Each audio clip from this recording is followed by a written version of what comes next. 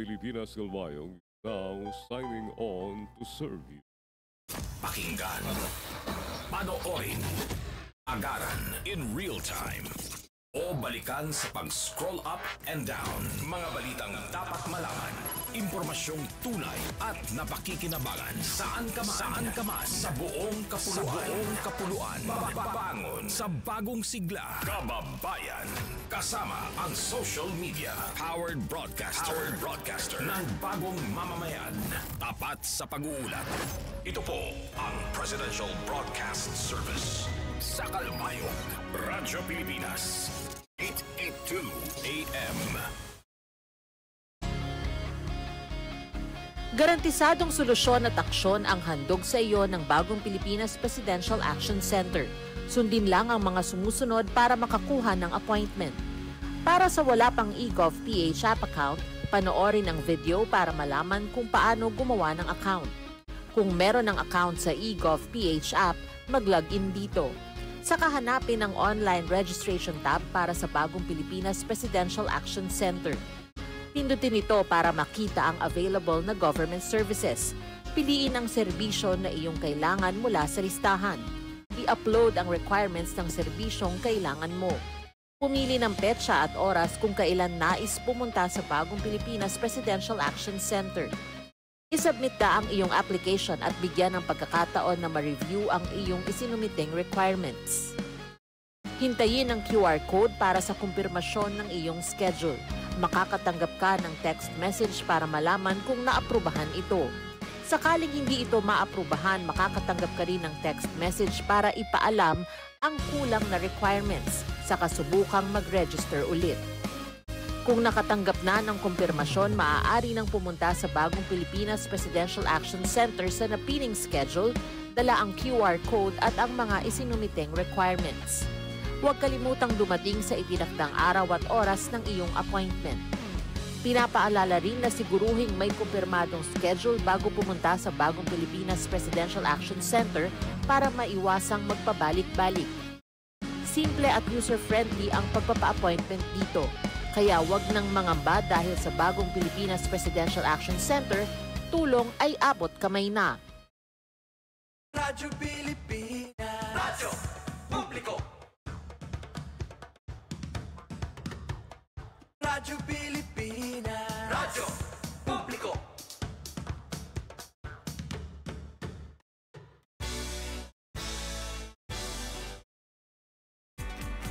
Mahalagang mga balita, napapanahong impormasyon.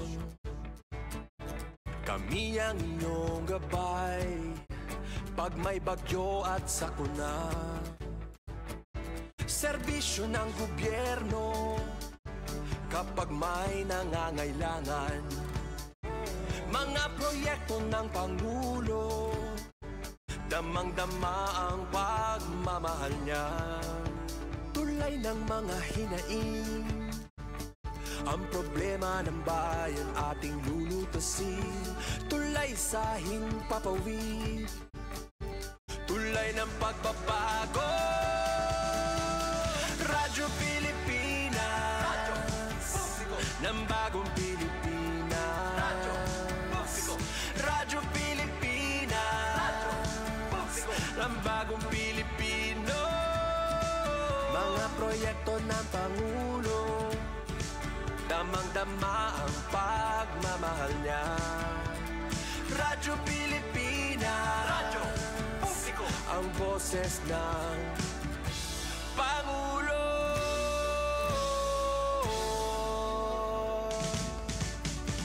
Karamay nyo kami, kahit malayo man kami nakakarating. OFW magsasaka, buhay ay iba't iba, san mang lugar ng bansa natin. Tulay ng mga hinaing, ang problema ng bayan ating lulutasin. Tulay sa himpapawid, tulay ng pagbabago. Radyo Pilipinas, Radyo Publiko ng bagong Pilipinas. Radyo Publiko, Radyo Pilipinas, Radyo Publiko ng bagong Pilipino. Mga proyekto ng Pangulo, damang-dama ang pagmamahal niya.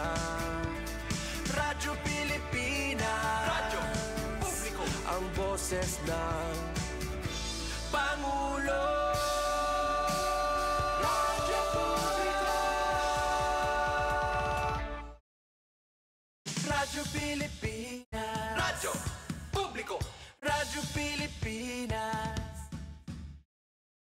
Sa patuloy na paghahati ng balita at pagbibigay serbisyo publiko, kinilala ng prestiyosong Asia Pacific Broadcasting Plus Awards 2025 ang galing at dedigasyon ng Radyo Pilipinas. Patunay ito ng tapat na paghatid ng serbisyo sa mga Pilipino, maparadyo, TV at maging sa makabagong paraan ng paghahatid ng balita sa mundo ng social media. Sa pangunguna ni Presidential Broadcast Service Director Dindo Amparo, kasama ang lahat ng kawani ng Radyo Pilipinas. Inaalay namin ang pagkilalang ito sa bawat Pilipinong aming pinaglilingkuran. Radyo Pilipinas, radyo publiko. Sa pagkilala sa mahalagang papel na ginagampanan ng mga magsasaka sa pagkakaroon ng sapat na pagkain sa bansa, sinimulan ng Department of Agriculture ang pagbuo ng Farm and Fisheries Clustering and Consolidation Program o F2C2 sa pagsasama-sama at pagbubuklod-buklod ng mga magsasaka at mangingisda na nagkakalapit at nagkakatulad ang produksyon.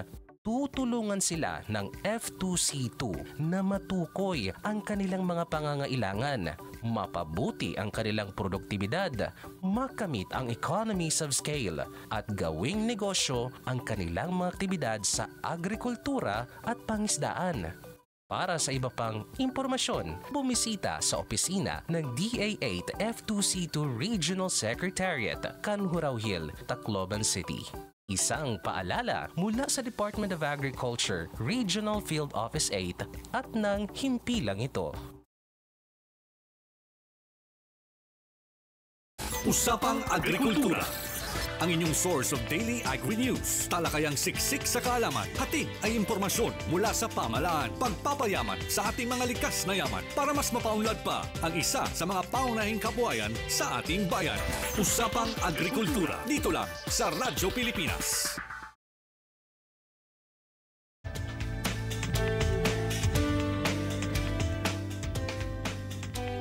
Oras naton mga ka-agri. 9 minutos na ang naglabay sa alas 5 san aga. Adlaw kita Lunes, the first Monday, August 4, 2025, day 216 over 365 days. Yes, gising na Eastern Visayas. Kumusta man kamo mga ka-agri? Bagong adlaw, bago nga simana, bago nga paglaom para sa aton mga parauma, aton mga parapangisda. Yes, good morning sa nga tanan. Hain man kamo, kada kamo sa bukid, sa baybay, kada kamo sa merkado. Nagpe-preparar na sa iyong mga paninda. Or good morning liwat sa aton mga namamahaw yan na nagkakape. Naatubang sa mga radyo, sa TV, sa cellphone. Namamati din sa atong programa Usapang Agrikultura, Monday to Friday, 5 a.m. to 6 a.m. Kaupod naton sa Master Control, Sara Esrael Taro, ngan Joven Cardenas, ngan sangaran sa aton Acting Station Manager Hinaro Novelon, ako liwatan iyong makakaupod, Charmaine Perito. Dinhi sa atong programa, atong pagharampangan ang mga makabag-o nga kinadman nga oportunidad para sa aton mga parauma, mga parapangisda, mga negosyante sa agrikultura ug aton may kasing-kasing sa agrikultura. Siyempre, nagpapadayon ng aton misyon sa bulig sa Department of Agriculture ng Presidential Broadcast Service.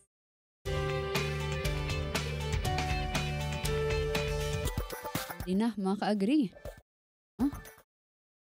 Since bago nga bulan bago nga mga updates na naman, syempre may bago nga mga aktibidad ikang sa Department of Agriculture. Talaga permi may ganap ang DA. So dapat permi kitaluwat in nakatutok sini nga era mga ganap. Isirain diri na pahuway sa pagserbisyo. So atong tupiko pa rin nga adlaw, DA activities updates. Naton makakaupod later aton resource person, Miss Elizabeth Yugo, staff sa Regional Agriculture and Fisheries Information Section, RAFI staff sa DA RFO8. Pero antes kita mamatis iton, aton nanay pamatian ang jingle nga ginpreparar sa DA, ani at kita.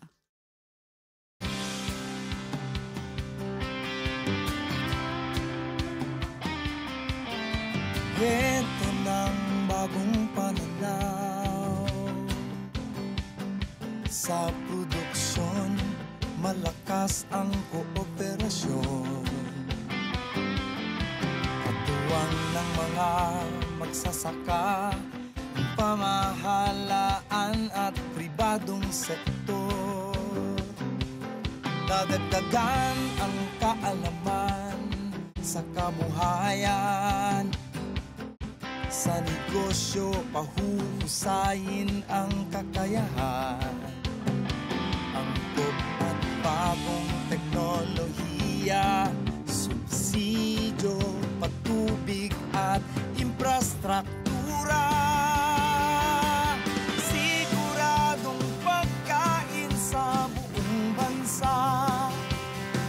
Masaganang ani, mataas na kita. Maunlad na buhay ng mga magsasaka at mga mangingisda. Siguradong pagkain sa buong bansa.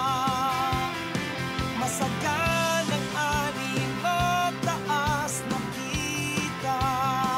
Maunlad na buhay ng mga magsasaka at mga mangingisda.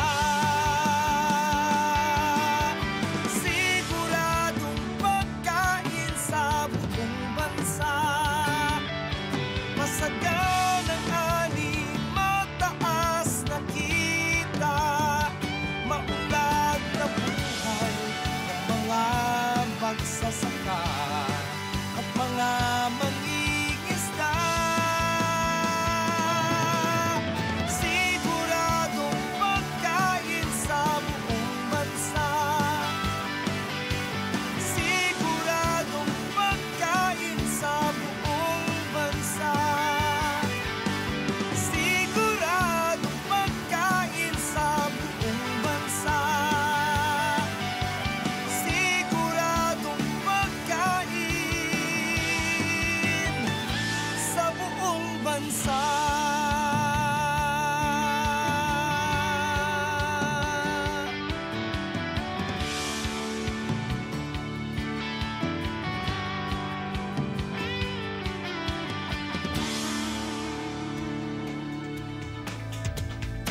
Oras naton mga ka-agree, 15 minutos na ang naglabay sa alas 5 san aga, kita mabalik ka humanlasan pipera ng mga pahibaro.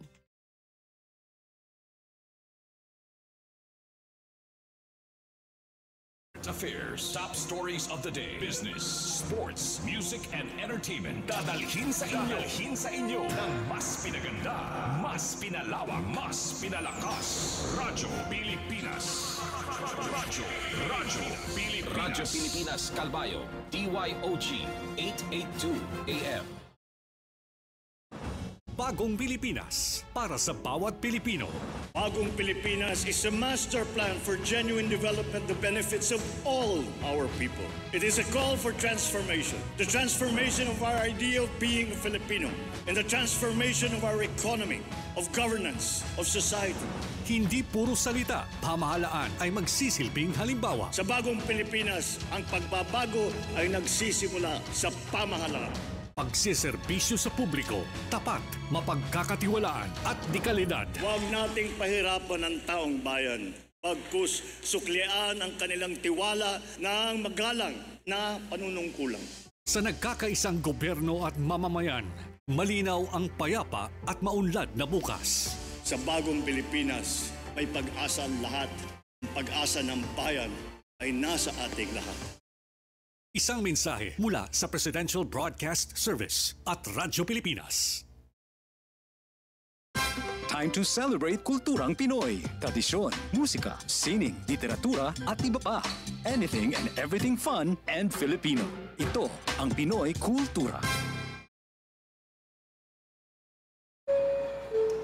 Flight PR 1043, now boarding. Hey, that's us! Vacation, here we go! Always love flying the first and oldest commercial airline in Asia, our very own flag carrier, Philippine Airlines. Dreaming of love while cruising at high altitudes. Did you know this track was specifically made for Philippine Airlines back in the 70s? Composed by Jose Marichan and arranged by Ryan Cayabyab. Closer to heaven we're 30,000 feet. Brings back good old memories, at the same time, creating new ones with a new generation. Oo, ang ganda pa naman ng kanta. Leave all your worries as we soar over the clouds. I don't know about you, but I always feel a sense of pride every time I see our flag carrier on airports or up flying high in the sky. They'll be shooting stars through time and space.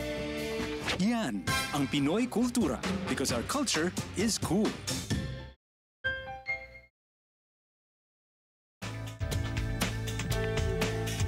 Oras naton mga ka-agree? Yes, 8 minutos na ang naglabay sa alas 5 san aga. Alright, andam na ba ka mamati? Diba mga ka-agree, karag naton mahibaro, ano? Ano na ba naging aktibidad sa DA sa naglabay nga simana? No? May mga proyekto ba? May mga programa ba nga nakatutok san pag-uswag san kabugusan san sektor san agrikultura? So ato na makakaupod aton resource person Miss Elizabeth Hugo, Rafi Staff san DARFO8. Aton pamatian hilingan ini nga aton audio visual presentation. Nag-anunsyo ng La Nina Alert ang UST Pag-asa bilang babala ukol sa pagtaas ng posibilidad ng La Nina sa buwan ng Agosto hanggang Tres sa bansa. Ano ba ang La Nina? Ang La Nina ay ang tinig ng temperatura sa gitna at silangang bahagi ng karagatang Pasipiko. Kadalasan itong nangyayari pagkatapos ng El Nino at tumatagal ito ng 9 na buwan hanggang 2 taon. Ang La Nina ay inaasahang magdadala ng malakas at madalas na pag-ulan, pagguho ng lupa, pagbaha at pagkasira ng mga infrastruktura na lubhang makakaapekto sa sektor ng agrikultura. Ang La Nina ay may mga posibleng epekto sa iba't ibang sektor ng agrikultura, tulad ng pagkapinsala ng mga pananim na dulot ng malalakas na hangin at ulan, tumatagal ang paglago ng mga pananim, pagbaba ng kalidad at dami ng ani, pag-apaw ng tubig sa mga palaisdaan at irigasyon, pag-atake ng mga peste at sakit sa mga pananim at mga alagang hayop, pagkaantala ng mga aktibidad sa sakahan at karagatan, pagguho ng mga lupa na maaring magresulta sa pagkapinsala ng mga pananim at pagkakasakit o pagkamatay ng mga alagang hayop. Kung hindi mapaghahandaan ang La Nina at hindi mapapangalagaan ng sektor ng agrikultura at pangisdaan, maaaring bumaba ang supply ng pagkain sa bansa. Itong magdulot ng pagtaas ng presyo ng mga bilihin at pagdami ng bilang ng mga Pilipinong mahihirapang makabili ng pagkain at matustusan ang kanilang pangangailangang pangnutrisyon. Maging handa sa La Nina upang mabawasan ang pinsalang dulot nito sa sektor ng agrikultura at mapangalagaan ang buhay at hanapbuhay ng mga magsasaka at mangingisda. Paano maging handa sa La Nina para tuloy ang produksyon at kita? Sa sakahan, planuhing mabuti ang schedule ng mga aktibidad sa sakahan upang hindi matapat sa panahong may bagyo. Kumpunihin at linisin ang mga kanal ng irigasyon at iba pang daluyan para sa mas maayos na pag-agos ng tubig. Gumawa ng small farm reservoir at iba pang water harvesting system upang makabawas sa dami ng tubig na dumadaloy sa mga sakahan.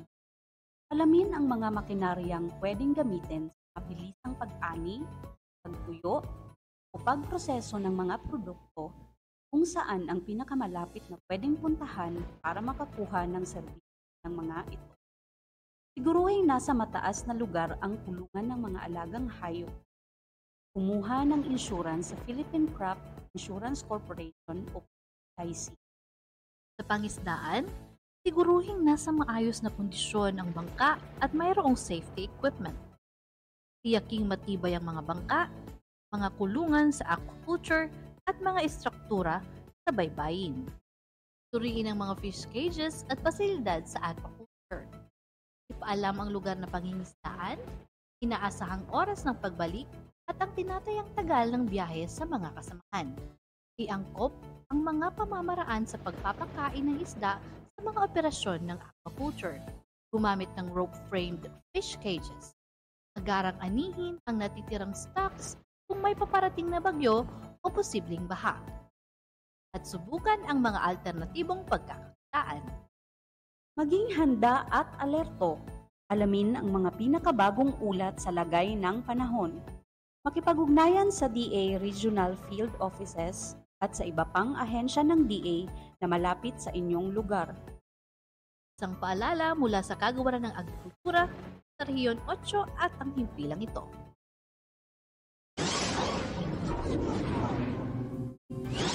Aton hibaruan ang mga pitad nga dapat buhaton kunan babuyan gintatahapan na may ASF. Ano nga ni ang ASF?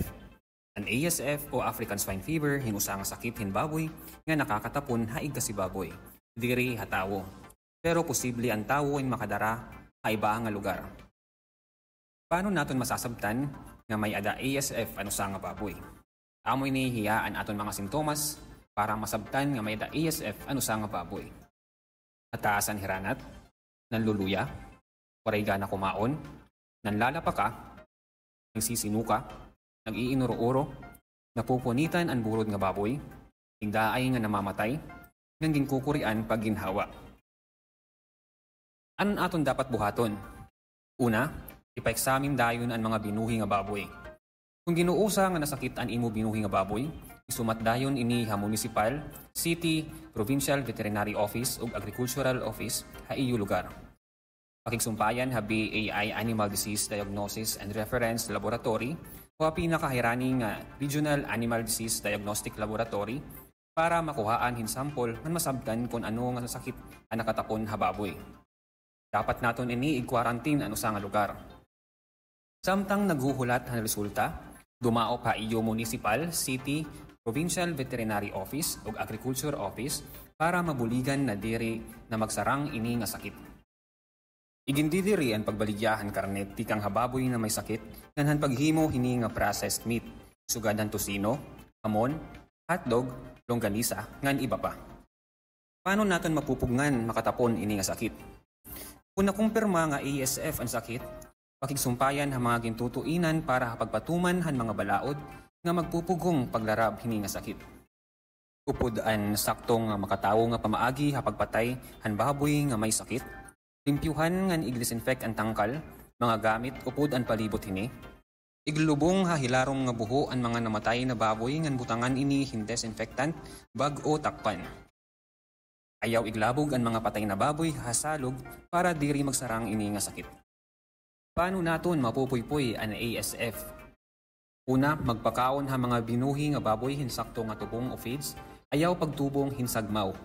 Kadua, himuon permi nga malimpyo ang babuyan, tangkal, bodega nga nandibong hini, upod ang mga sarakyan naging gagamit. Katulo, magbutang hin foot bath nga disinfectant ha babuyan.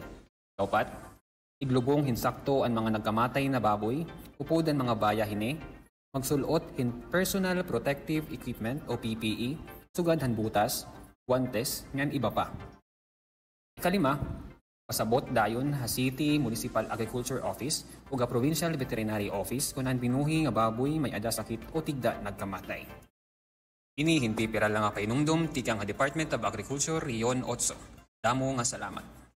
Maupay nga aga ha aton na adi naliwat kita hini na aton farm radio program hatag haiyong Department of Agriculture Regional Field Office an aton usapang agrikultura.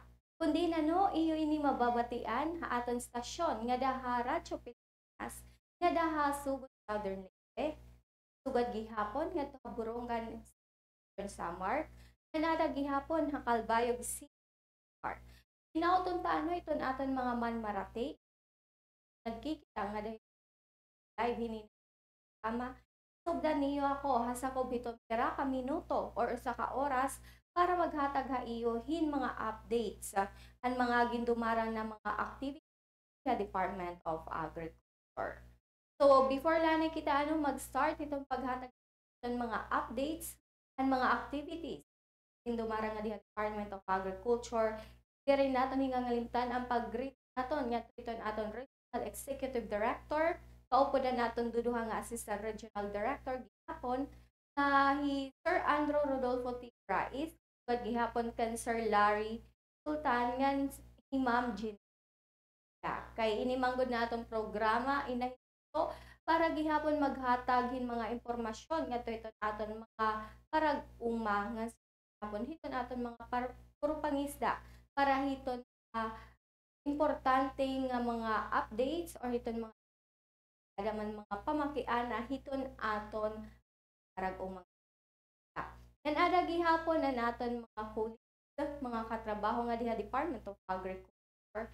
Good morning po ha.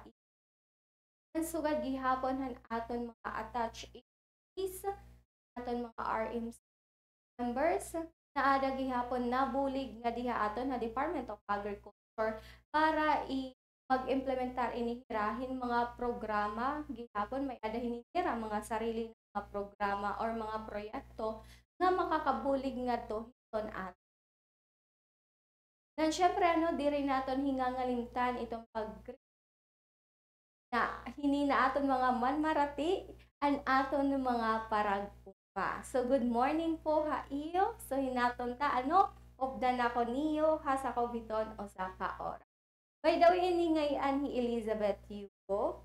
Yan na naman titikangan naton itong paghatag hiton aton mga updates kay maarang manggod kita nga this past 3 days naging busy an aton mga banner programs an aton mga vision nga diha Department of Agriculture. Tungod manggod ada naton mga tirang mga aktibidades na gindumara. So, usa na ini an aton pagkaadahin usa na training ngadto ha Balangkayan Eastern Samar para integrated pest management ngadto hiton aton mga kasaba farmers. So, ini manggod nga activity is gindumara ini pangungunahan aton RCP or an aton tinatawag nga Regional Crop Protection Center or con RCP. Ang nasabi manggod nga training amo ini ang 2-day training regarding hiton integrated pest management or IPM ngadto hiton kasaba kundi in manggod in impondohan gihapon funded by the han aton sa gihapon na banner program nga diha Department of Agriculture an aton tinatawag nga corn program. Ini manggod nga aton active training inggan attenderan ini aton mga kasaba farmers na tikang ha asosasyon sa bako. Nasugad gihapon nag-attender gihapon ang mga bako non-members ni aton active. So giningita manggod na nasabi nga training in mas mapapaupay pa hinitira ang identify han aton mga kasaba farmers nga sugad gihapon han mga agricultural technicians iton mga major kasaba pest or mga peste o ngan sugad gihapon hiton mga disease ngan ada gihapon ang natural enemies han aton kasaba dan ang pag-implementar gihapon hiton appropriate nga IPM strategy kung may ada man mga peste na ada ha aton mga kasaba. So ini gihapon na activity in panuyuan hini na ma-enhance or madugangan pa iton hibabruan sugad gihapon han skills an aton mga kasaba farmers ngan ma-encourage na mag-adapt inihirahan best practices. Ngan ada gihapon ang pag-contribute para gihapon tungod manggod han pag-adapt hiton aton mga best practices in makakag-contribute inihirahan pag-increase or paghitaas han kasaba productivity dinhi aton dapit sugad gihapon hiton food security yan ang farmer resilience against hiton mga pest outbreaks. Sugad gihapon hiton climate Dinamanggod nasabi nga aktibidad en presente ang municipal agriculture ang Balangkayan East Samar kay Mr. Arnil S. Kundiin ginwelcome hininiya ang mga participants naton sugad gihapon han aton RCP staff. So dida gihapon presentehan nasabi nga aktibidad si Ma'am Sylvia Rosaroso ang aton chief han RCP. Kundiin iya ini gimpahibaro ang mga aton kasaba farmers regarding iton overview han aton training. Included na dinhi ang mga objectives, ang mga magiging topic nga sugad gihapon iton mga expected outcomes sa nasabi nga training. Ang participants manggod naton in nagpailarong inihirahan mga lectures kundiin peramang good han mga topics nga dahan lectures naton. It's about hiton natural enemies of cassava insect pest ngan sugad gihapon hiton identification and management of major cassava insect pests ngan identification and management of major diseases on cassava and rodent management ngan nagdumara gihapon inihira in actual field sampling didahan ikaduha ka adlaw. Yakan pa man nato ang nasabing na aktibidad ing ginhihingi ta ini na magkakaada inihin maupay nga impact ngadto hiton aton mga cassava farmers coming from Eastern Samar, which is mabubuligan manggod naton na ma-increase pa hininira or mapahitaas pa iton productivity or yield han aton cassava ngadto ha Eastern Samar. So amo aton usa naton na activity na gindumara pinaagihan aton RCP. So aside gihapon hininga training in may ada gihapon naton ginatenderan nga training. Actually an aton iba ng mga staff or mga key personnel nga diha Department of Agriculture Regional Field Office 8 in nagpartisipar inihirahan aton tinatawag nga Joint Planning Committee workshop on modernized agriculture, fishery and agribusiness, and ensure food security and nutrition. Nga gindumara ini nga Hilahata, Cloban City. So pangunguna ni Red Andrew Rodolfo T. Orais, kaupo na naton mga pipira nga mga personnel coming from our office in nakiusa kita ngadto hiton mga magkadurodilaing nga mga workshop which is included na dida and validation of assessment metrics na sugad gihapon hiton reviewing ngan updating hiton mga indicators. Ada gihapon ang reviewing and updating hiton overall strategy ngan sugad gihapon hiton sectoral frameworks ngan ang review and updating hiton mga targets ngan ada gihapon ang review and update han aton mga PEPs ngan sugad gihapon han legislative agenda.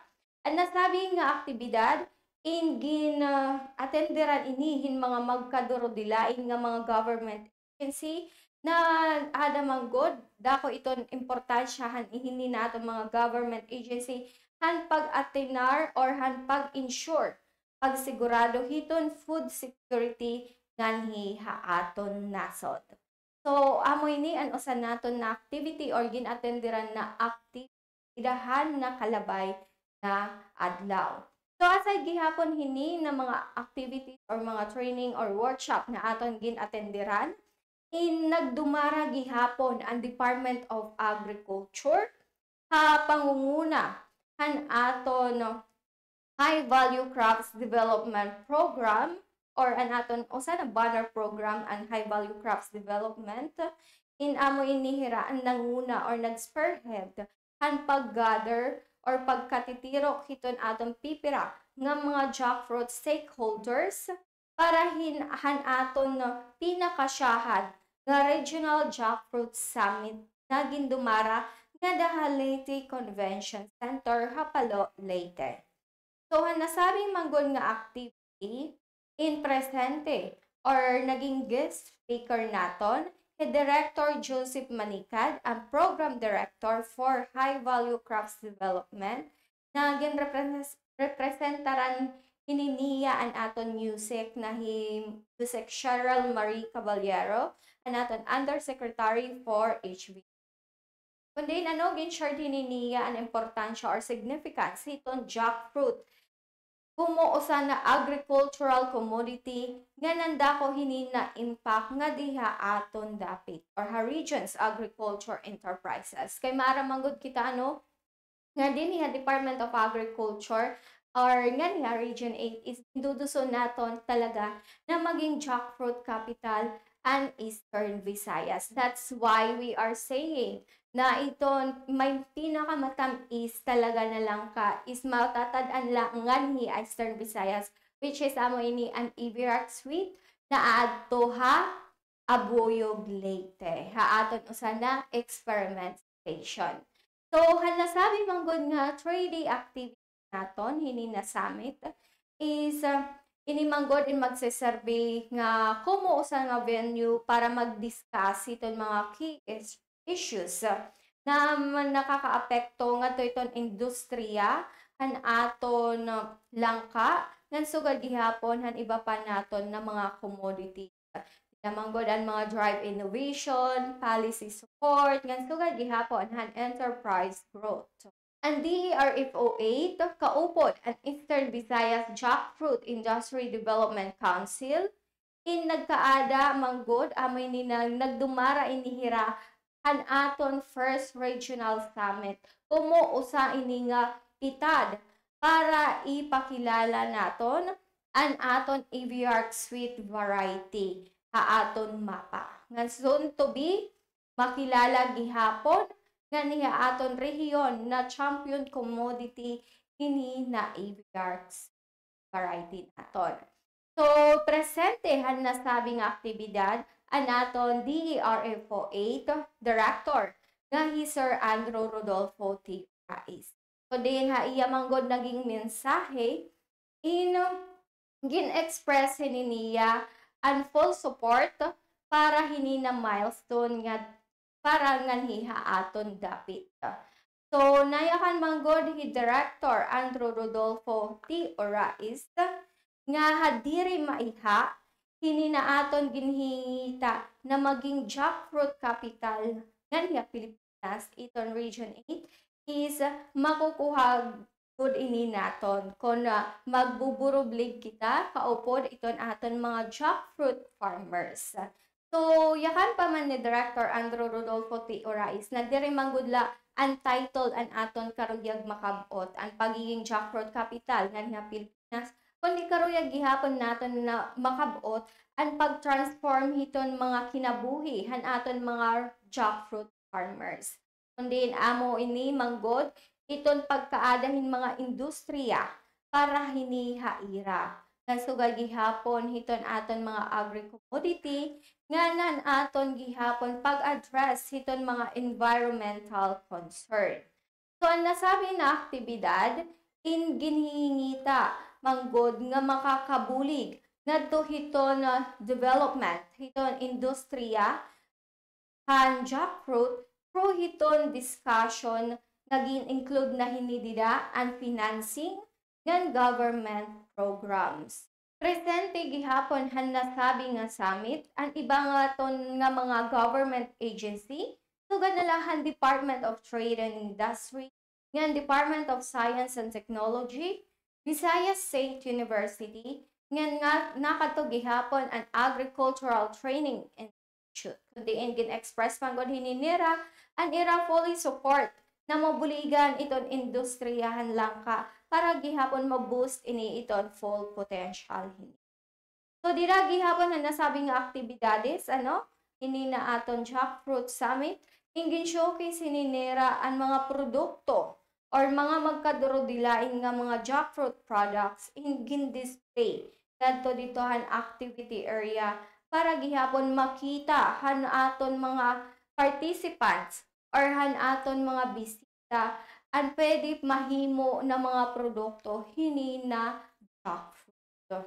So amo adto mga kasangkayan ang aton usa nga activity na gintumara natin, which is amo adto ang Jackfruit Summit. So hinaton ta ang naton mga jackfruit farmers and diri mawarayan in hope na magiging maupay gihapon iton industriya hiton langka. Tungod manggod na may ada naton pipira nga mga interventions, mga proyekto nga gina-implementar nga diha Department of Agriculture. Ngan kaupod gihapon iton pira nga mga ahensya na nabulig nga to hiton aton mga jackfruit farmers. So aside gihapon hiton hinina aton Jackfruit Summit is may ada gihapon na aton gindumara nga Product Expo. Kundi amoy niya naton tinatawag nga Regional Natural and Organic Product Expo na gindumara ngadto ha Robinsons North, Tacloban. Hidahan mga nakalabay nga adlaw. So, kapangunguna ni Department of Agriculture Regional Field Office 8 Executive Director Andrew Rodolfo T. Orais, kaupo na naton mga pipira nga mga staff coming from Agribusiness and Marketing Assistance Division or ANAMAD nga an Organic Agriculture Program. Inakato kita ha Robinsons Mall para pag-open or pagkaada naton hinina activity na Regional Natural and Organic Products Expo or RNOPEX. Hidahan mga nakalabay nga adlaw. So ini manggod nga aktibidad ingin dumara ini didahan July 30 kutob didahan Agosto 1. Kunin nasabi manggod nga aton expo is layunin hininiya or aim niya hini na expo in mabuligan ang aton mga organic farmers nga niya aton dapit nga mas makilala pa or tangkilikin ang mairang mga produkto. Labot manggud lahini in karuyag gihapon naton na mas mataganpahin mga hibabruan iton aton mga manmaralit bahin hiton mga benepisyohan mga organiko na mga produkto para gihapon mas mapakusog pa hini an aton local production han aton mga organic products or iton mga organiko na mga pagkaon. So nasabi nga expo nagpartisipar an aton mga magkadurudilain nga mga associations or farmers association cooperatives dinhi aton dapit or ha Eastern Visayas para ibida or iparayaw ang ira mga natural ngan organiko nga mga produkto sugad nala hiton mga utanon ngan prutas. Kundiin lakip hini na mga asosasyon amo ini ANSOS FA or Farmers Association han Lapas Leyte, an Alaspan han Alang-Alang Leyte, ngan ada gihapon an Ormoc Organic Agriculture Development Incorporated, ngan an organikong magsasakat mangingisda ng Rehiyon 8 or UMRO.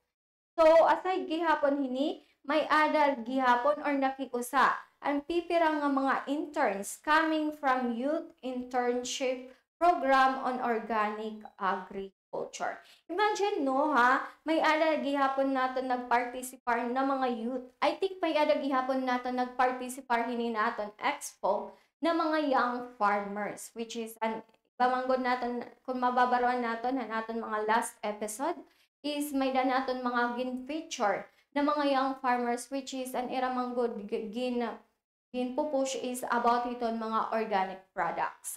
So nakadto gihapon ni Hira presente or igin parayaw ang ira mga produkto.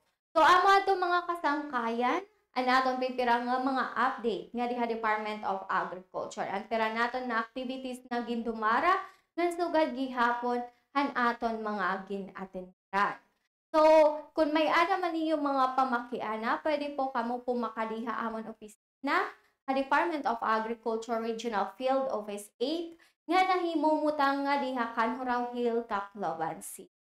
Ngan para gihapon maging updated kamo hiton mga news update or hiton mga activity nga diha Department of Agriculture, pwede po niyo i-follow nga sugay gihapon i-like ito ang amon Facebook page nga Department of Agriculture Eastern Visayas. So din nilanay naton temporaryo tapos sa din naton programa. So salamat po hanap pag-upod ha akon ha pira ka minutos para maghatagayo hini na aton mga update. Ako ngayon Elizabeth Hugo, da mga salamat ngan maupay nga aga ha aton na tanan.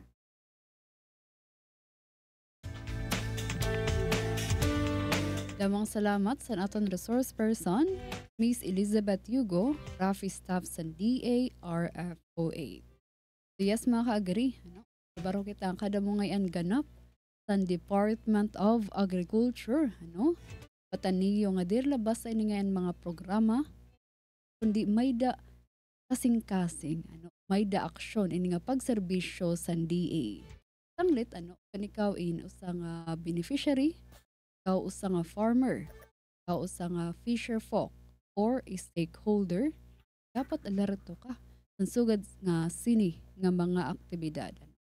Malay niyo, kamunalot an masunod nga makabenepisyo sini nga program. And dira ni basta-basta nga reports and update, kundi reports san pagbabago. So para sa naton mga parauma, mga parapangisda, nasadto waray sin access sa mga tools or knowledge na hinay-hinay na nagka. Okay, so asyaton kabugsan sa aton tupiko pa rin ng adlaw, ay quick reminder la nga abangan pa nato na masunod nga mga updates sa DA. And kung may da aktibidad sa lugar, invite ka mo, i-grab niyo ini nga opportunity. And i-check niyo kung rehistrado ka mo sa RSBSA sa aton mga fisher folks, farmers. Kasi dire ka mo makakarawat sa mga ayuda sa DA kung dire ka mo rehistrado para gihapon. And of course, kung may da mo mga pakiana, ayaw la pag-alang pagbisita sa pinakaharani nga opisina sa Municipal Agriculture Office or City Agriculture Office at Canhurao Hill sa DA Region 8. Yan, pilat ka mo bumisita sa official Facebook page. Pag-message la ka mo sa page nila Department of Agriculture Eastern Visayas. Okay, oras naton. 11 minutos na lang nagpapabilin antis mag alas 6 san aga. Para naman sa updates ang kamutangan sa aton panahon.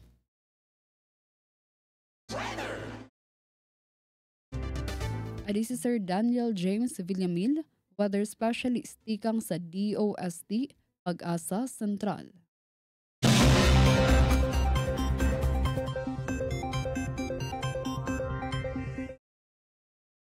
Magandang umaga mula sa Pag-asa Weather Forecasting Center. Ito lang ating updates sa magiging tayo ng panahon sa susunod na 24. Kasalukuyan, may minomonitor tayong low pressure area sa labas ng ating area of responsibility. Latest location natin kaninang alas 3 ng umaga, nasa layo ito ng 1,445 kilometers silangan ng eastern. Ngayon, maliit pa naman yung tsansa na maging bagyo ito the next 24 hours at sa ngayon din, pa itong direktang epekto bahagi. Dahil walang epekto itong low pressure area at nandito pa rin tayo sa tinatawag na panahon na kung saan umaabot yung habagat sa malaking bahagi na ating southwest monsoon pala ay umiiral dito sa area Northern Luzon. Nasa monsoon pa rin tayo ay makakaranas pa rin tayo ng mainit at palinsangang panahon sa Metro Manila at malaking bahagi. Pero nandyan pa rin yung mga tsansa ng mga pag-ulan na may pagkulog at pagkilat na thunderstorms, especially hapon. Para naman sa magiging lagay ng ating panahon ngayong araw dito sa Luzon, kaya for Metro Manila and the rest of Luzon, magpapatuloy na itong generally fair weather ngayong araw. O bahagyang maulap hanggang sa maulap na papawiri ng asahan at sasamahan lamang yan ng mga biglaan at panandalan na dulot ng thunderstorm. Mga pag-ulan na dulot ng thunderstorms na ito kadalasan nangyayari sa dakong hapon. Para naman sa areas ng Palawan, Visayas at sa Mindanao, hindi rin maabot yung habagat sa mga lugar na ito. Natin itong fair weather. So tulad sa Luzon, magpapatuloy itong mainit at malinit panahon over these areas. Pa rin tayo ng payong, pananggalang yan sa init araw, mula umaga hanggang sa tanghali at pananggalang naman yan sa mga biglaang pag-ulan sa hapon hanggang sa natin ang mataas sa chance ng thunderstorm, especially dito sa area.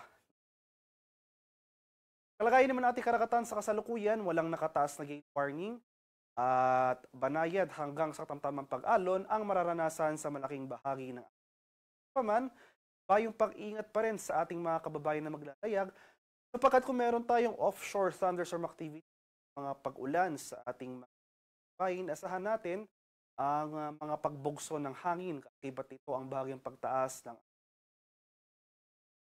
At para naman sa ating weather outlook sa mga susunod na araw, para sa low pressure area na ating minomonitor sa labas ng ating bar, posible itong gumalaw generally northwestward or pahilagang kanluran sa mga so kung makapasok ating Philippine area of responsibility.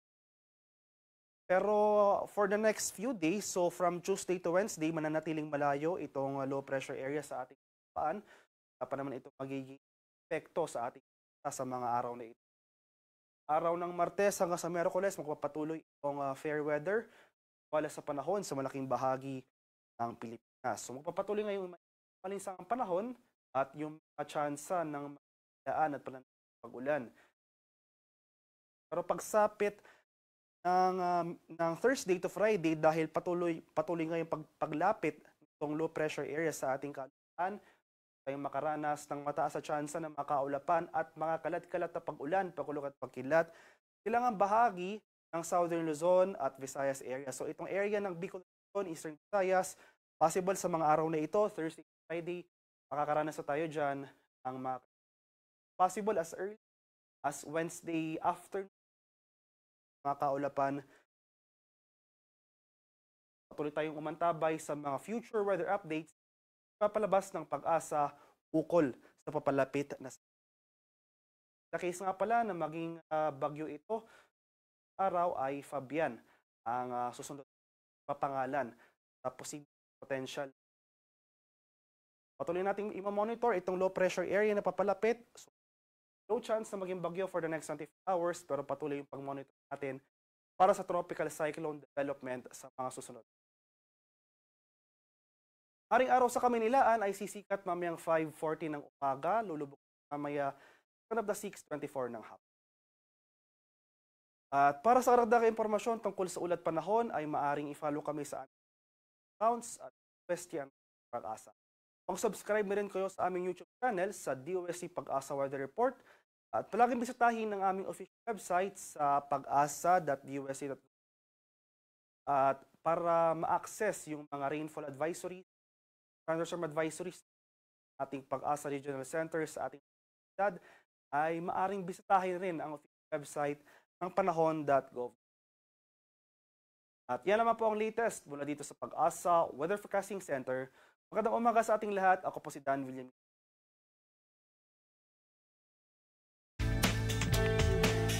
Damang salamat Sir Daniel James Villamil, Weather Specialist, hikang sa DOST Pag-asa Sentral, para paghatag sa aton sa update sa kamutangan sa panahon para na adlaw Lunes, Agosto 4. Oras naton, 5 minutos na laan nagpapabilin antis, mag-alas 6 ang aga. That's all for today. Otro da mga salamat sa niyo pagpamati ngan pagtambong sa natong programa. Shout out mo pa nga aga, mga nakikita sa naton live sa Facebook and YouTube. Good morning, Jennifer Gulmatico, Franz Navarrete Probe, Irish Nicole, Janeline Gepte, Rachel Garciso Taladro. Good morning Orlando Buboy Tangaran Canoto, and good morning Victor Digia Doroha. Ngan sa nga tanan nga mga nagkikita sa naton live sa naton social media pages and mga namamati sa aton mga radyo 882 kHz AM Dayag. Nakaupod naton sa Master Control Sara Esral Taro ngan Joven Cardenas ngan sa ngaran sa aton Acting Station Manager Hinaro Navalon. Ako luwatan iyon nakaupod Charmaine Perito. Padaan paghihapon kitang mag-urugpod.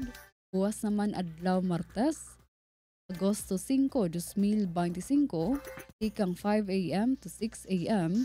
sa lain na luwat nga edisyon sa atong programa. Masunod na ang programa Morning Report kaupod si ASM Hinaro Navalon. Mga mga karpi, stay safe, productive, and always inspired. Iniyan atong programa Usapang Agrikultura. Usapang Agrikultura. Ang inyong source of daily agri-news. Talakayang siksik sa kaalaman. Hatid ay impormasyon mula sa pamahalaan. Pagpapayaman sa ating mga likas na yaman para mas mapaunlad pa ang isa sa mga paunahing kabuhayan sa ating bayan. Usapang Agrikultura. Dito lang sa Radyo Pilipinas.